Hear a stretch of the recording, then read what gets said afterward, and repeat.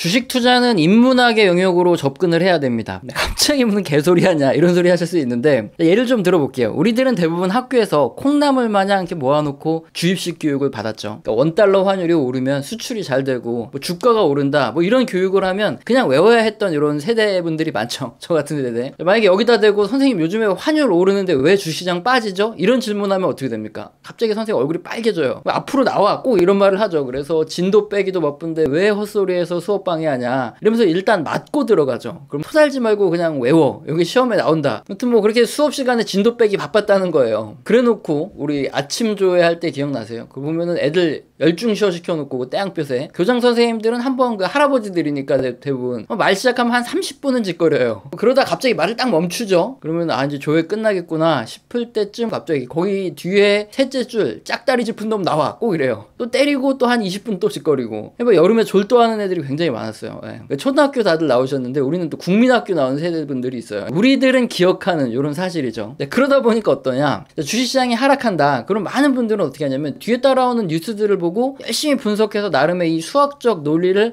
펼쳐요. 국채금리가 지금 오르니까 주가가 떨어진다 뭐 이렇게 전문가들이 얘기하면 이게 필기를 딱 해두죠. 아 그럼 반대로 국채금리가 떨어지면 주가가 오르겠구나 이렇게 딱 체크해 놓고, 지금 또 인플레이션이 심해져서 주가가 떨어진다 뭐 이런 말 나오면 아 그럼 반대로 디플레이션이 되면은 이제 주가가 오르겠구나 이렇게 딱 생각을 하는데, 근데 조금 있다 보면은 국채금리가 떨어지는데 주가가 안 올라요. 그럼 인플레이션이 좀 수그러든다 하는데도 주가가 또 안 올라요. 논리만으로 봤을 때는 2 더하기 2는 4가 돼야 되는데 2 더하기 2는 그냥 2가 되는, 왜 그렇죠? 그래서 이런 분들은 아 나 빼고 주식하는 인간들 전부 다 미쳤다, 주식시장에 광기는 맞출 수 없다 뭐 이런 소리 하는데, 자 이게 바로 주식시장을 수학으로 그냥 접근하니까 이 논리와 틀린 일이 빈번하고 투자에 실패하는 겁니다. 인문학적인 접근은 뭐냐면은, 예를 들어서 지금 당장 실물 경제는 다 죽어가더라도 앞으로 미래의 경제가 회복할 것 같다 그러면은 여러분은 어떻게 하십니까? 손으로는 잘 안 되지만 일단 주식을 사는 게 맞다 이것쯤은 다 알고 있죠. 근데 수학적으로 접근하는 분들은 어떻게 하냐면, 와 지금 경제가 완전히 개판인데 주가가 왜 올라? 이거는 미친 거다. 분명히 주가는 실물 경제가 안 좋은데 오를 수가 없다, 곧 폭락한다 이렇게 장담하죠. 근데 주가는 절대 안 떨어져요. 떨어진다 하더라도 살짝 떨어졌다가 다시 더 많이 오르죠. 언제까지냐면 실물 경제가 완전히 회복될 때까지 이렇게 금융장세에서 그렇게 계속 오르는데, 이때 수학적으로 접근하는 사람들은 이제 실물 경제를 보고 아 이제 완전히 회복됐다, 지금은 주식을 사도 된다 하고 이렇게 그때부터 몰빵을 지르죠. 근데 대부분 이때 이렇게 실물 경제가 완전히 회복하고 고점을 찍고 있을 때는 주식시장이 잘 안 올라요. 올랐다 내렸다 반복하다가 결국에 이제 고점 찍고 폭락을 시작하죠. 이제 인문학적으로 주식은 접근해야 된다, 이게 무슨 소리인지 대충 감이 오실 텐데, 그럼 지금 상황에 완전히 대입해서 명확하게 한번 알아보죠. 지금 여러분이 가장 많이 질문하시고 좀 걱정하시고 궁금해하는 내용이 뭐냐, 지금은 과거와 비교할 수 없을 정도로 미연준이 엄청난 유동성을 풀어놓은 상황이죠. 근데 여기에 공급 차질로 지금 인플레이션이 유례없이 심각한 상황이죠.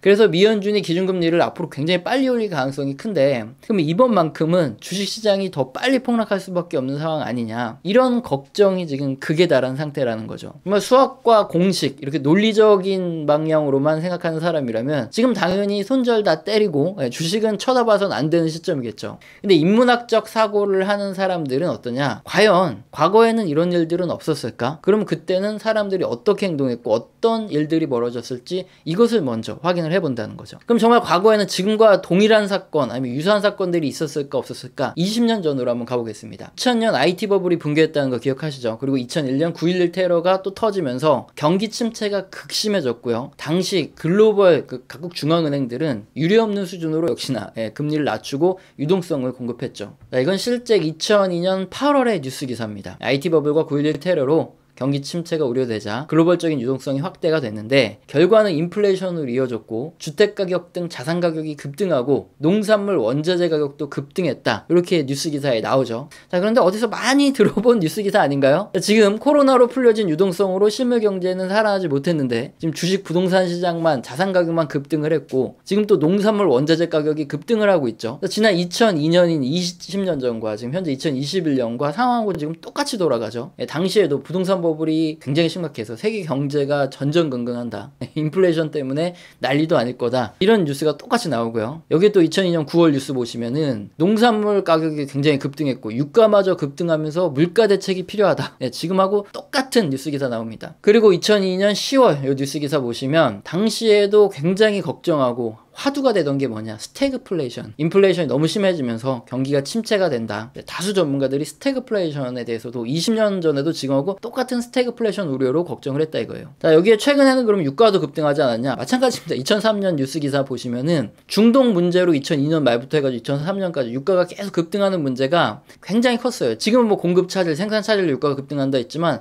2003년에는 더 심했어요. 중동에서 일어난 전쟁으로 산유시설이 파괴되면서 공급이 부족해질 수밖에 없는 상황이다. 그래서 유가가 계속 오른다. 이런 논리가 엄청 났었죠. 그럼 정말 스태그플레이션이 심해지면서 금리 급등하고 글로벌 경제, 뭐 주식시장 완전히 다 망했을까요? 자, 일단 먼저 2002년 이후에 미국 주식시장을 보겠습니다. 2002년, 2003년 잠시 좀 주춤했죠. 하락했는데 그때를 저점으로 해서 2007년까지 엄청나게 상승을 했고요. 우리나라 같은 경우에는 2002년, 2003년에 미국보다는 훨씬 더 당연히 변동성이 크게 움직이죠. 아무래도. 그렇지만 2007년까지 중국발 인프라 투자의 영향으로 상승률이 거의 막 4배 요 정도 5배 이렇게 올랐죠. 분명히 스태그플레이션 오면 다 망했어야 될 텐데. 뉴스 기사 보시면 2003년 5월에 연준 의장 그린스펀은 오히려 이제 디플레이션이 우려된다, 이런 입장으로 선회하면서 금리를 올리지 못하겠다, 뭐 이런 얘기가 나왔죠. 과연 1년 만에 인플레이션은 어디로 다 사라진 걸까요? 단순합니다. 경제는 심리가 작용하는 거예요. 사람들이 향후에 경기 침체가 우려된다 해서 지갑을 닫기 시작하면은 소비도 줄어들고 투자도 줄어들겠죠. 그러면서 자산 가격도 떨어질 것이다. 이걸 불보듯 뻔하게 알 수 있죠. 스태그플레이션 때문에 앞으로 경기가 안 좋다, 이러다 보니까 투기 자금의 흐름도 변했어요. 원자재 시장에서 인플레이션에 베팅했던 이런 투기 자금들이 이제 차익을 실현하고 막 급속도로 빠져나가기 시작하면서 원자재 가격 떨어지기 시작했고요. 특히 2002년에 조금씩 하락하던 미국 실업률 보시면 2003년부터는 경기 침체 우려가 이렇게 생기기 시작하면서부터 기업에서도 뭐 고용을 더 많이 안 하고 이러다 보니까 실업률이 오히려 더 올라가죠. 그러면서 2003년부터는 인플레이션, 뭐 스태그플레이션 얘기 쏙 들어가고 디플레이션 우려가 나왔어요. 그런데 단순하게 이것 하나, 그러니까 20년 전 사건 하나만 보고 비슷한 상황 가져와가지고 그럼 앞으로 디플레이션이 일어난다는 거냐? 무슨 파월 같은 소리 하고 있네, 이렇게 말씀하실 수 있죠. 그러면 10년 전인 2012년 역시나 지금하고 똑같은 상황을 한번 보겠습니다. 이것까지 보시면 주식시장을 왜 수학이 아닌 인문학으로 보셔야 되는지 확실히 아실 거예요. 2008년 금융위기 이후 QE1, 그러니까 양적 완화 1에서 2까지 막대한 유동성이 풀어졌던 게 바로 2011년까지죠. 이때 신흥국을 중심으로 식량과 원자재 가격이 급등하면서 인플레이션이 굉장히 심해집니다. 뉴스는 2011년 뉴스인데요. 인플레이션 공포로 전 세계가 몸살을 앓고 있다. 똑같죠. 코로나19로 유동성을 대량 공급하면서 전 세계가 인플레이션 공포로 몸살을 앓고 있는 지금. 똑같습니다. 역사가 반복됐고요. 2011년도에 보시면 신흥국의 인플레이션이 더 심했죠. 이유는 리먼 사태는 신흥국이 아닌 미국으로부터 시작한 금융위기였기 때문에 신흥국의 경제는 뭐 그런대로 괜찮았었어요. 미국이 자국 경제를 살리려고 풀어대는 엄청난 유동성이 이제 신흥국으로 이동을 했던 거죠. 그래서 신흥국에 엄청난 인플레이션이 발생을 했었습니다. 근데 2011년 더 큰 문제는 뭐냐면은 당시에 미국 실업률 보시면 상당히 높아요. 그 당시에 미국 경제는 살아나지 못했던 상황입니다. 설상가상으로 연준 의장이 지금 옐런 의장이었는데 3차 양적 완화를 시작하겠다 이렇게 나섰죠. 신흥국 입장에서는 뭐냐면은 안 그래도 지금 돈이 많이 들어와서 인플레이션이 너무 심한데 이 3차로 돈을 더 풀겠다는 거예요.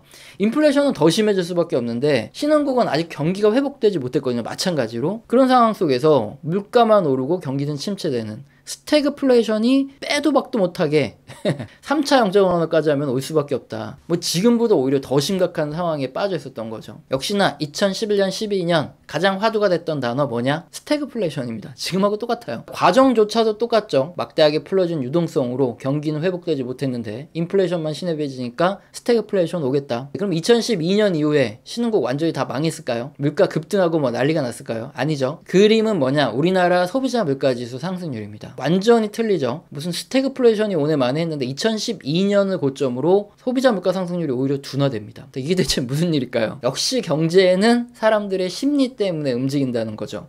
신흥국들의 스태그플레이션 우려, 그러니까 경기 침체 우려, 오히려 디플레이션 우려가 커지면서 수출과 내수 성장세가 부진해지기 시작했습니다. 여기 보시면 2012년 8월 우리 뉴스 기사 보시면 한은에서 우리나라 내수 수출 부진해진다, 성장세 둔화된다 하고 있죠. 역시나 경기 성장과 인플레이션을 근거로 원자재 시장에 베팅했던 글로벌 투기적인 자금들이 빠져나가기 시작했죠. 그래서 원자재 시장이 역시나 하락을 하기 시작합니다. 그리고 한은 또한 보시면은 이제 물가 상승률 이제 낮은 수준에 머무를 수밖에 없다. 금리 동결을 했죠. 원래 인플레이션이 심해져서 원자재가가 계속 급등하잖아요. 그러면은 중동이나 남미 등 이런 자원 보유 신흥국들의 주식시장 좋고 경제는 굉장히 좋아집니다. 근데 전부 다 폭삭 망했죠. 그 이유는 뭐냐면 예상과 달리 인플레이션이 아니라 디플레이션이 발생했기 때문에 신흥국 주식시장이 이렇게 박스권 유지를 했던 이유입니다. 우리나라 박스피도 그래서 생겼던 거고요.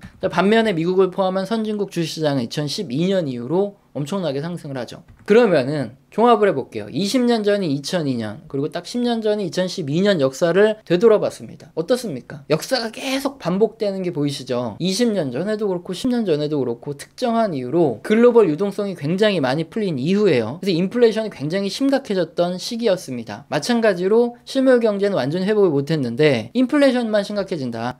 그러면서 스태그플레이션이 올 거다 이런 우려가 20년 전에도 반복됐고 10년 전에도 반복됐고 지금도 반복되고 있다는 거예요. 그러면 20년 전, 10년 전에 스태그플레이션으로 막 물가는 상승하고 금리는 치솟고 경제는 다 폭락했냐? 아닙니다. 경제는 사람들의 심리라는 말이 그대로 적용됐어요. 스태그플레이션 우려, 인플레이션 우려로 실물 경제가 침체되는 모습이 나타나면서 경기 회복에 베팅했던 이 투기적인 자금 원자재에서 빠져나가기 시작했고 각국 중앙은행도 결국에 금리 인상 시점까지 조율할 정도로 디플레이션이 시작됐죠. 사실 지금 상황도 과거 10년, 20년 전이랑 다를 바는 하나도 없죠. 근데 이번만큼은 스태그플레이션이 굉장히 심하면서 금리 앞으로 급등하고 경제 망하고 주식시장 폭락할 거다. 이런 우려를 우리가 지금 하고 있는 거예요.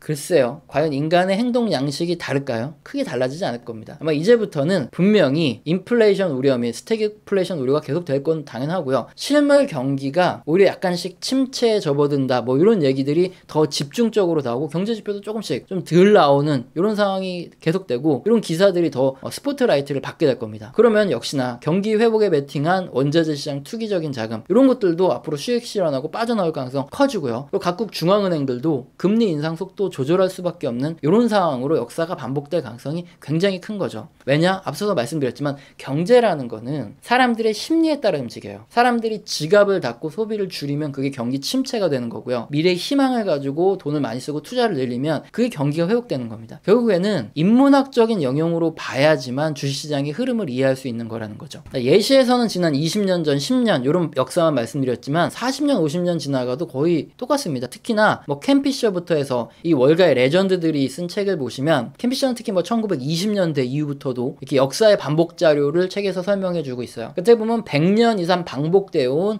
경제의 흐름, 사람들의 행동 양식, 경제는 심리에 따라 움직인다 이런 논리가 계속 반복되고 있는데 우리들은 이걸 계속 읽는다는 거예요. 일부 변수들이 계속 바뀌죠. 그러면서 약간씩은 변하지만 실제적으로 사람들의 심리에 따른 사람들의 행동 양식에 따른 그 결과는 크게 변하지 않고 계속 반복되어 왔다. 이게 핵심입니다. 그래서 알아듣기 쉬운 결론, 역사를 살펴보고 당시의 사람들의 움직임 그리고 주식시장의 변화는 어땠나 이런 것들을 살펴봤을 때 지금부터는 실물 경기가 그렇게 빨리 올라가지도 않고 오히려 침체될 가능성이 있구나. 요거에 포커스를 맞춰서 주식시장의 자금이 움직인다는 거예요. 원자재 시장도 마찬가지고요. 그래서 향후 다가오는 수수는 경기 침체를 우려한 원자재 시장의 투기적인 자금 이탈, 경기가 둔화될 수도 있고 하면서 금리 인상 조절도 나오고 이런 과거와 똑같은 움직임 이게 반복될 가능성이 더 크다는 거죠. 그래서 단기적으로 주식시장의 등락은 나타날 수 있죠. 변동성 올랐다 떨어졌다 이런 건 나타날 수 있겠지만 중장기적으로 봤을 때 어떻습니까? 역사적으로 그 다음에 많이 다 올랐죠. 지금은 존버를 하고 저점 추가 매수를 하는 시점이 맞다 보는 거죠. 이번만큼은 틀리다. 이번만큼은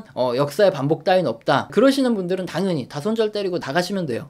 그런데 10년, 20년, 30년, 40년 이렇게 역사적 흐름을 보고 인문학적인 이렇게 관점에서 봤을 때 지금 다 팔고 주식시장 떠나면 분명히 1년 후 또는 2년 후에 그때 내가 왜 팔아제꼈지 하고 후회할 가능성이 굉장히 큰 시점이라는 거죠. 이 정도는 대부분 다 이해하셨을 거고 한 가지 더 당장에 다음 주, 한 달, 아니면 두 달 주가가 어떻게 오르냐 떨어지느냐 요거만 관심 있어 하시는 분 혹시 계십니까? 이런 분들은 지금까지 설명드린 내용은 아무 도움이 안 되는 내용이에요. 왜냐면 이분들은 단기 아니면 스윙 투자분들인데 이런 투자에 맞는 키팩터는 완전히 다르게 있어요. 그러니까 왜냐면 역사적 사실과 경제 지표를 근거로 설명을 드렸잖아요. 단기적인 투자자와 전혀 무관한 뭐 중장기적인 이런 영역이죠. 우리 같은 경우에 어떻습니까? 대부분 우리 영상을 시청하시는 분들은 중장기적으로 우상할 가능성이 높다. 뭐 1년, 2년 이렇게 장기 투자할 건데 그러면은 지금 당장에 주가가 과하게 떨어졌다. 사고 기다리면 되는구나. 이렇게 마음 편하게 가는 거죠. 일단 최근에 후원해 주시는 분들이 그렇게 많지는 않은데 매일 다 손절 때리고 싶은데 형 보면서 존버할 수 있어요. 고마워요. 이러면서 후원해 주시는 분들 종종 있습니다.